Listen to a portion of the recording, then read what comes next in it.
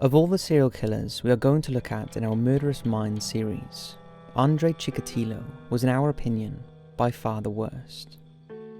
He was an intelligent man, but was chronically shy with low self-esteem and depressive tendencies, whose sexual inadequacies drove him to conjure up sadistic fantasies in his mind that he couldn't suppress. In a reign of terror that lasted 12 years, he acted on these cravings in the most depraved and heinous way. As a schoolteacher, he used his position to prey on and abuse the most vulnerable people in society: children. If this wasn't bad enough, he took pleasure in torturing his victims for his own sexual release. Chikatilo became known as the Rostov Ripper, and mainly due to the mistakes made by the police at the time, he was able to kill at least 56 children and young adults, both male and female. With today's modern forensics and policing, he would probably have been caught even before he killed his first victim. But sadly, in what became known as one of the biggest police blunders ever, Chikatilo was able to evade capture and subject over 50 innocent people to the grimmest deaths imaginable. This is the horrific story of a man many argue must have been mentally imbalanced to do what he did to another human being. But as you'll see, all the murders he committed were premeditated, and at times he was devious in the victims he chose. So was he mad, or just plain evil?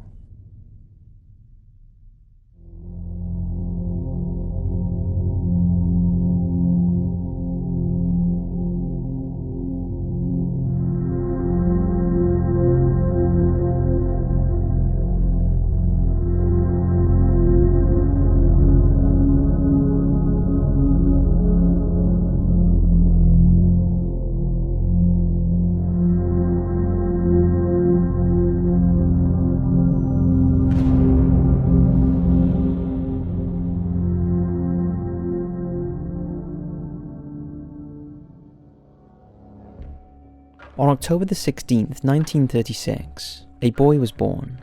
He was named Andre Chikatilo. His parents were both collective farm labourers who lived in a village in rural Ukraine, a territory of the former Soviet Union. Times were hard, and Ukraine was in the grip of mass famine, caused by Joseph Stalin's forced collectivization of agriculture. However, the family worked hard and were no different to other families born into that regime. Although there is little doubt that from a young age, Andre would have experienced hardship and deprivation, and food would have been scarce. With the family often having to eat leaves and grass, Andre appeared to have a normal relationship with his parents, and despite the hardship, there were no obvious problems early on.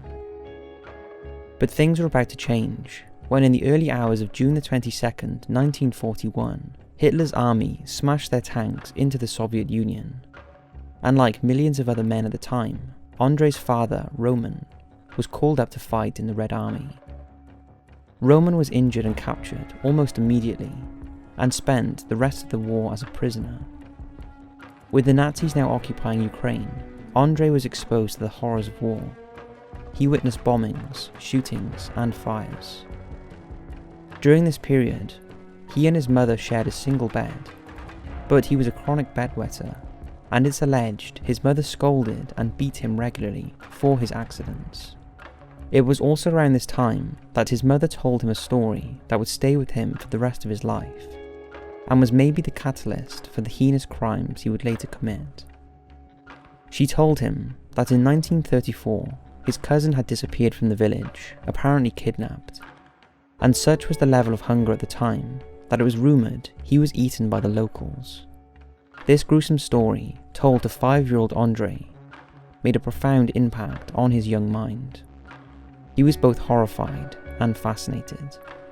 Later in life, he would attempt to reenact that act of cannibalism. In 1943, Andre's mother gave birth to his half-sister. She was called Tatiana. The child's father is unknown, as Roman was a prisoner of war at the time of her conception, although it's widely believed she was the result of a rape, possibly by a German soldier.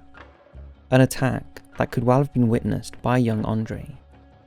A year after Tatyana's birth, Andrei started school, but right from the start he never fitted in, and was remembered as a shy, withdrawn child who failed to make friends and who was very secretive.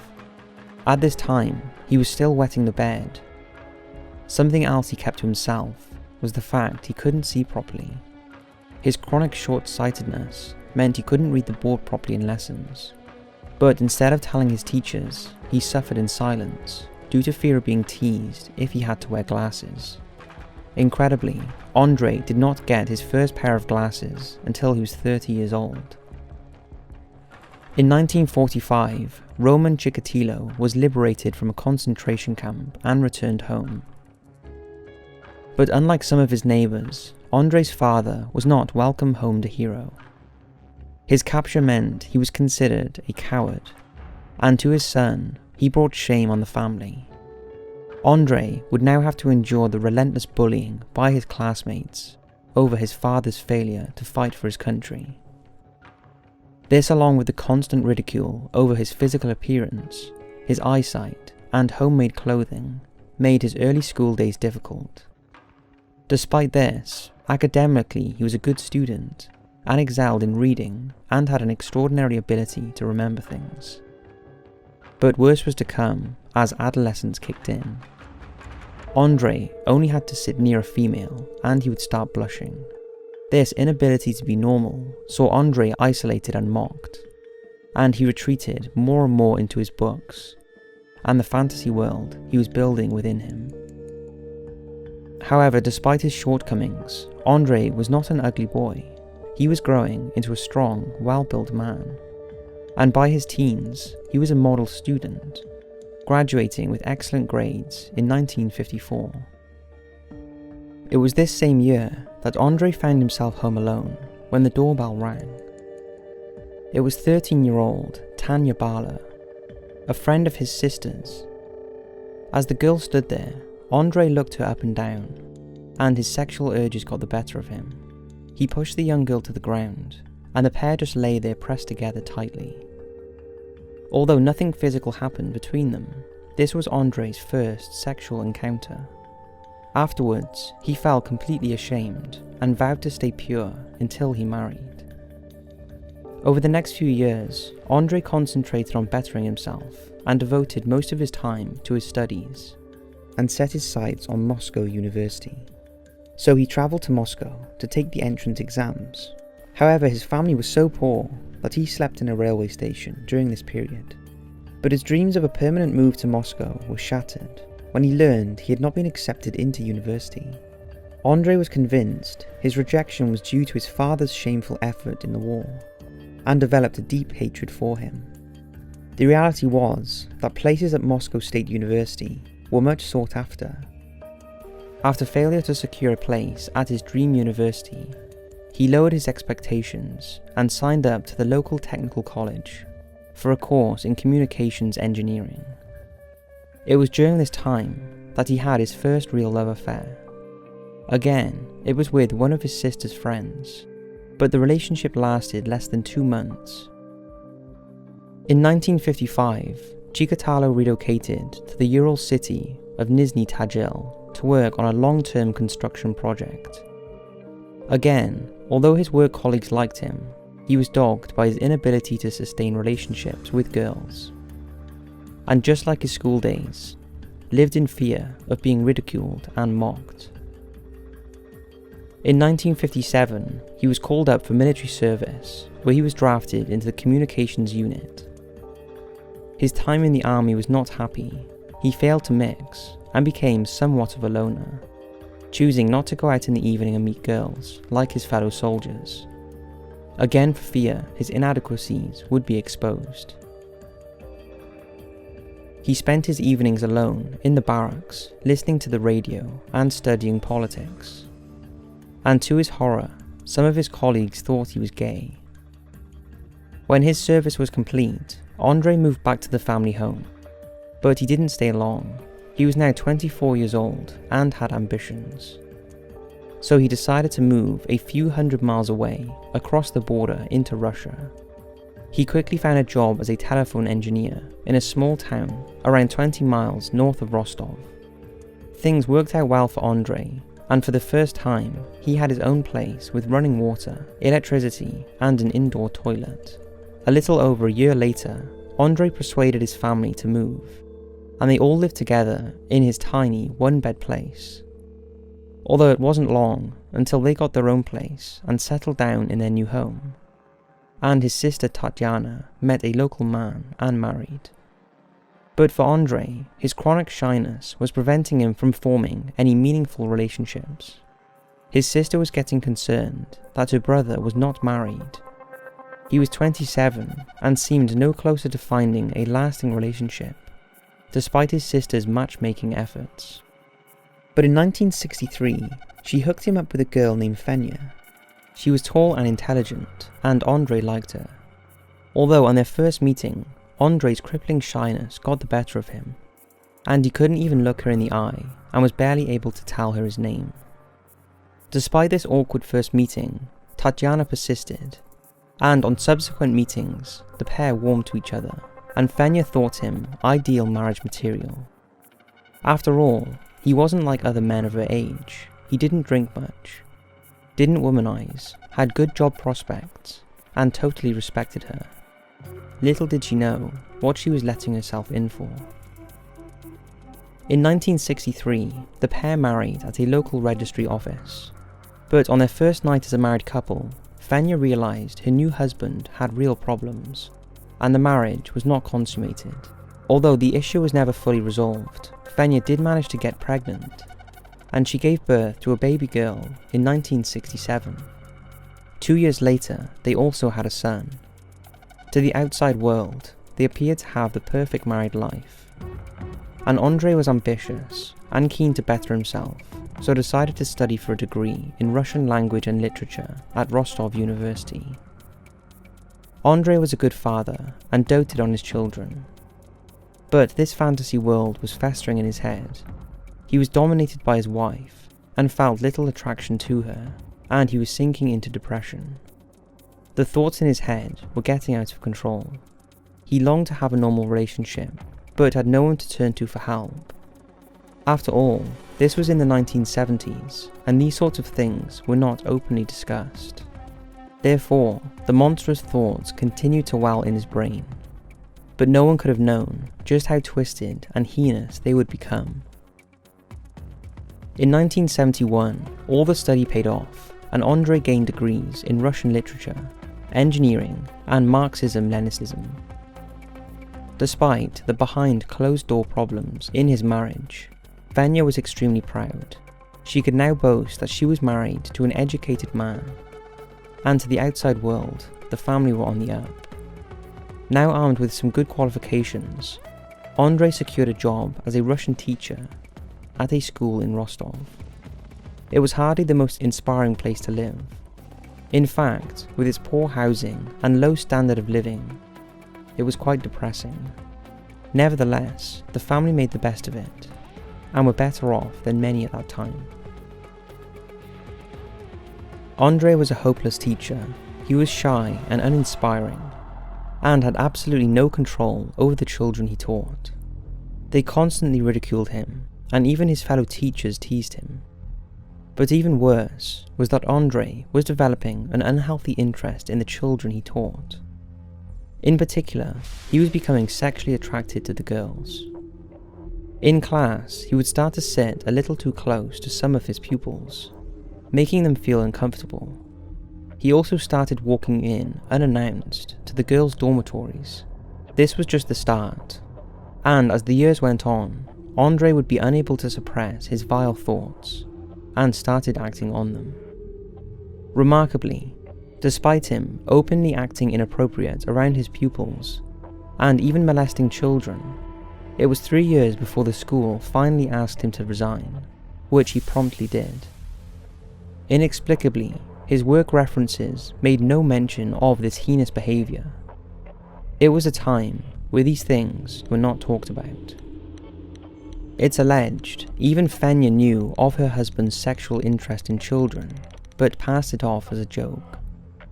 Little did any of these people know what was to come, and how speaking out could have saved countless lives. However, nobody said a word. Andre found another teaching job just around the corner, but this time the pupils were older, and Andre had little opportunity to act on his fantasies. Again, as a teacher, he was a disaster, and when cutbacks were made in 1978, he was the first to be made redundant. Again, he found another job as a sort of warden at another school in the nearby town of Shakti. This job came with an apartment, and Fenya was also given a position as a matron. The college was for young men between the age of 15 and 19, and although he did a little teaching, his main role was to supervise the pupils in their hostel in the evening. As with the other jobs, few of the pupils or staff liked him or respected him, and the boys run riot whenever he was on duty. But far more serious was that Andre sexually assaulted one of the boys as he slept. Again, something that was hushed up and not reported to the authorities. Shortly after moving to Shakti, unbeknown to his family, Andre purchased a small one-room house in the slum area of the town. This was a premeditated attempt by Andre to build a secret life away from the family home, where he could indulge in his unnatural desires away from prying eyes. Andre would lure men and women back to the house with promises of money or food, in return for sexual favours. He chose mostly prostitutes and down-and-outs, but also attempted to lure children. However, more often than not, they would run home to their parents. On December the 22nd, 1978, Chikatilo snared his first victim. She was 9-year-old Lena Zakotnova. Lenya was walking home after staying later than expected at a friend's house. Chikatilo, who was prowling the streets, started talking to the little girl, and after she told him she needed the toilet, he invited her back to his place. No sooner had she got through the door, he struck. He sexually assaulted the girl and stabbed her in a frenzied attack, before dumping her body into the Grushovka River. He then calmly went back to his family home and cleaned himself up. Lena's body was washed up 2 days later. This was to be the start of Chikatilo's killing spree. He was excited by the struggle and dominance over his victim, and also the sight of her blood. The deadly thrill he got from killing Lena meant it was inevitable he would do it again. What was astonishing though was at the same time as with his molestation of school pupils, there was a chance he could have been stopped. People living near his home tipped off the police about the strange man that visited there but never stayed the night, and who they believed used the home as some sort of squalid love nest. They also noted that on the night of Lena's disappearance, the light in the house was left on all night. Incredibly, Chikatilo was questioned at least 8 times about Lena's murder, and his past during his teaching years was exposed. However, Fenya provided a cast iron alibi and said that he was at home all night, even though she herself was in work. The police seemed to accept this, despite there being strong evidence pointing to Chikatilo, and instead, he was eliminated from their inquiries, and a local man, who had previously been convicted of a similar offence, and who allegedly confessed to the crime, was charged, convicted, and sentenced to death. He was executed by firing squad 4 years later. For Chikatilo, the cloud of suspicion now hung over him, and it didn't go unnoticed by his employers, as soon after they asked him to resign due to cutbacks, and he again found himself looking for a job. This time he chose to stay away from teaching, and in a move that must have disappointed his wife, he took a lowly job as a supply clerk at the Rostov local industrial complex in Shakti. The job did come with an apartment that the family moved into, and although this was a significant come down, he was better suited for this type of work, as he was alone most of the time, and his position involved frequent travelling, meaning sometimes he'd be away for days at a time. This gave him the perfect environment to plan his next murder. Although, having been unnerved by the police interviews and suspicion surrounding his first murder, he waited 3 years before he struck again. The unfortunate victim was a 17-year-old young lady that Chikatilo picked up in the middle of Rostov City while on one of his business trips. At first, she willingly went with the much older stranger in the hope of food, drink, and a good time. But as they walked along the path together, Chikatilo snapped and led her into a wooded area, where he brutally attacked her. As she struggled, he strangled her and mutilated her lifeless body. This frenzied killing had given Chikatilo a feeling that he hadn't experienced before. This is what he had been looking for all his life. The young girl's partially covered body was found the next day. Chikatilo did not kill again for another 9 months, but starting in June of the following year, he went on a frantic killing spree. On June the 12th, 1982, a 13-year-old was running errands for her mother. But unfortunately for her, en route, she met Chikatilo, who was on another one of his business trips. Again, the heinous desire took over, and he launched a wild attack, stabbing at her body and eyes, before partially covering her corpse and leaving it to decompose in the warm summer conditions. When it was discovered 2 weeks later, it was skeletal. Over the course of the next 6 months, Chikatilo kills another 6 youngsters. In July, a 14-year-old, followed by 2 murders in August, when he killed 9-year-old Oleg Pozdajavev and 16-year-old Olga Koaprina. Then in September, there was a change. Instead of females, he targeted 2 young boys, 9-year-old Ira Kalnabarakova and 15-year-old Sergej Koezmin. The last known killing of that year was a 10-year-old girl named Olga Stalmatsjenuk. By this time, Chikatilo was out of control. He wasn't satisfied with just killing his victims.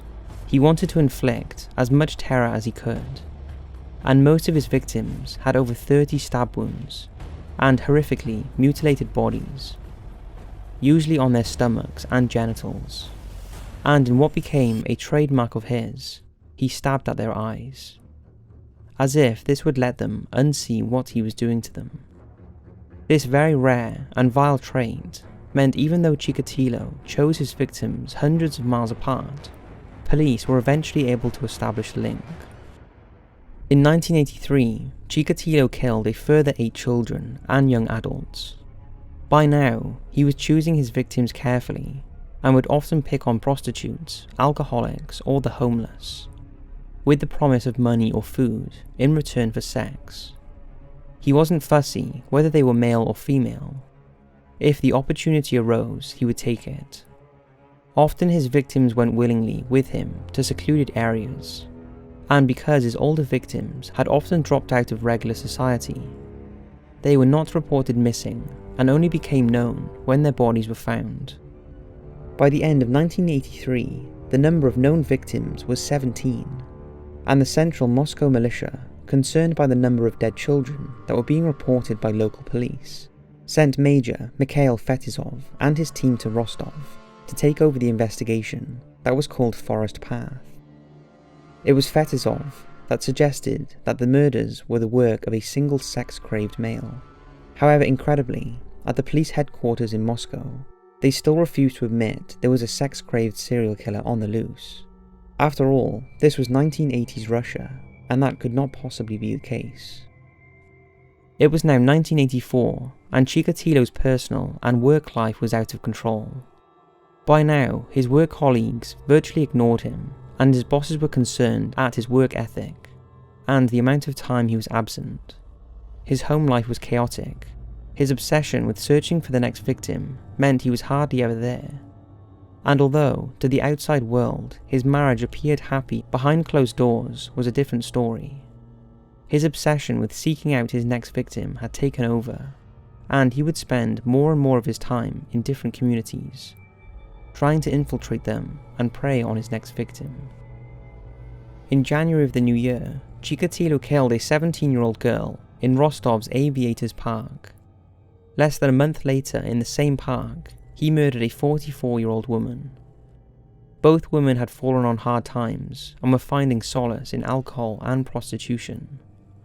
Both bodies were found in a horrific state, stabbed and mutilated. But just as before, an innocent man called Borowski was arrested and charged with the two murders, again taking the focus off the real killer. Around the same time, Chikatilo was accused of stealing from his employers, and charges were brought against him. So yet again, he found himself out of work and searching for a job. But in his mind, he had a job, and that was to kill as many people as he could. On the 24th of March, he lured a 10-year-old boy to his death. On this occasion, he was seen by several witnesses who were able to give investigators a detailed description of the killer. When the boy's body was found 3 days later, police also found a footprint and recovered bodily fluids from the victim's clothing. With that, they were able to establish the murderer's blood type was AB. But this was a fatal mistake. What was not realised at the time was that Chikatilo's blood type was actually type A, as he was one of a minority of people, known as non-secretors, whose blood type cannot be identified by anything other than a blood sample. This left Chikatilo free to carry on, and in the following 6 months, he killed an astonishing 12 more people, including a double murder on May the 25th, when he killed Tatiana Petrosyan and her 11-year-old daughter, Sveta. Chikatilo had known Tatiana for many years, and she was a former love interest. This double murder was followed, in June, by the killing of a 22-year-old lady. Then in July, he killed a further 3 victims, including a 13-year-old boy and 2 young women. At the beginning of August, he found another job in a factory in Rostov, where he was head of a department. But yet again, he was ridiculed by his colleagues and was hopeless at the job. The day after starting, he killed a 16-year-old girl, quickly followed by a 17-year-old. On August the 8th, Chikatilo boarded a plane to the capital of Uzbekistan, where he stayed for a week on a business trip. One of the first things he did after landing was purchase a knife. During his time there, he killed an unidentified woman, who was later found decapitated. And then on August the 13th, he killed a 12-year-old girl who had run away from her home. When he returned to Rostov, he killed an 11-year-old boy in a frenzied attack. He castrated the poor boy and gouged his eyes out, leaving his body just yards from where he had left a previous victim. Less than 2 weeks later, he killed another 24-year-old. By this time, the police were desperate to get their killer, and with the major back on the case, every expert available analysed the clothing and clues, and was sure they were looking for a man with blood type AB. When Chikatilo was arrested on September the 14th, 1984, and his blood was tested as type A, he was effectively eliminated from their investigations, even though everything else pointed to him being involved. All his history of previous abuse was revealed, and unlike before, people were starting to talk about his weird stalking habits. Eventually, in an attempt to hold Chikatilo longer, he was charged and convicted of the theft from his former employers, and sentenced to 1 year's imprisonment, and expelled from the Communist Party. Incredibly, he was released after just 3 months, and on December the 12th, 1984, was free to kill again. For Chikatilo, this was a fresh start. After all, he had been eliminated from any involvement in his murders, so now the slate was clean. He blamed his imprisonment on his previous employers wrongfully accusing him of stealing. In a show of solidarity, Chikatilo returned to his family home and celebrated New Year with his wife and children. Shortly after, he found employment as an engineer at a nearby locomotive factory. Again, this was a bit of a downgrade, but considering he had a criminal record, it was better than nothing. During this time, he did not commit one murder. But eventually, the urge got too much. It had been just under a year since his last killing, And when he was sent on a business trip to Moscow, Chikatilo took the opportunity to resume his killing. He killed an 18-year-old, but unbeknown to him, he was not the only one in Moscow. The major had also returned there, and after viewing the body, he was sure the same person was responsible. On his return home, Chikatilo killed an 18-year-old girl. These latest killings spurred the authorities into action. Enough was enough. This man had to be caught. So alongside the major, one of Russia's top detectives was put in charge of the Forest Path investigation. With all the publicity surrounding this appointment, Chikatilo would have been well aware of the beefed-up inquiry. And in a calculated move, he chose not to kill again for another 2 years. During this period, he was promoted in work, not because he was good at his job, but because no one else wanted to take on the task. He also secured a job for his daughter, who was now married with a child, although she didn't stay long after her marriage broke up. In 1987, Chikatilo needed to kill again. He knew about the coverage by investigators. So when on May the 16th, he was sent on a business trip to the town of Revda in the Urals Mountains, he murdered a 13-year-old boy. The killings had resumed and were becoming more and more vile and sadistic. On July the 29th, 1987, on a trip to Ukraine, Chikatilo killed a 12-year-old boy. The attack was so brutal that part of his knife blade had broken off and was later found at the scene by police. On September the 15th, 1987, in Leningrad, Chikatilo killed another boy. He was just 16 years old. In the 2 years that followed, he killed and mutilated 9 more victims, most of which were children, and in a desperate attempt to dispose of the bodies, as well as horrifically mutilate them, he started cutting some of them up, so he could wrap them and carry them easier. When police recovered the bodies, many of them had body parts removed. The females were missing their uterus and nipples, and the males had genitals and occasionally tongues sliced or bitten off. 1990 was to be Chikatilo's last year of freedom. It also saw him again start a new job and a new reign of terror, in which he killed a further 8 young adults and children. His final victim was a 22-year-old, who he befriended at a train station on November the 6th. She willingly went with him to the woods near the station, where she was beaten, stabbed, and mutilated. He then removed her tongue and her nipples to eat them. On November the 20th, 1990, Chikatilo was now under heavy surveillance, as the police finally realized he was the killer. He attempted to talk to a young boy, but was scared off when a woman spotted him. But he was not done, and tried to engage with another young boy, who was called back by his mother. As Chikatilo walked away, 3 men approached him and identified themselves as police officers. He was arrested and handcuffed. He did not attempt to resist. When police searched his briefcase, they found a knife, a length of rope, and a pocket mirror. The game was finally up. On the journey to the police station, Chikatilo remained completely silent. He was also less than willing to provide answers when questioned by investigators, although at no point did he protest his innocence. A breakthrough came when Chikatilo was interviewed by a psychiatrist. The 2 men hit it off and talked in great detail about his life and his victims. It was at this point, after he admitted to killing his first victim, that Chikatilo was told another man had been executed for that crime, something he wasn't previously aware of. Over the next few weeks, he admitted to killing 56 people. He even pinpointed to the police the areas where he had hidden undiscovered bodies, and described how after cutting out certain body parts from his dead victims, he would often put them in his mouth and occasionally eat them, although more often than not just chew them before spitting them out. The extraordinary accuracy in which he described the killings built a clear and conclusive case against him. However, there was one more thing that had to be established, and that was whether Chikatilo was insane. The verdict was unanimous. In the opinion of the experts, Chikatilo was perfectly sane and rational when he committed his crimes.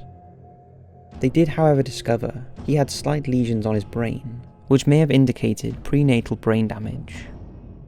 Chikatilo was charged with 53 murders and found guilty of 52 of them, after one charge was dropped due to insufficient evidence. However, he actually confessed to 56. On April 14th, 1992, he went to court and was greeted by an angry crowd of photographers, victims' relatives, and the general public, all trying to catch a glimpse of the man who had terrorized their communities for so many years.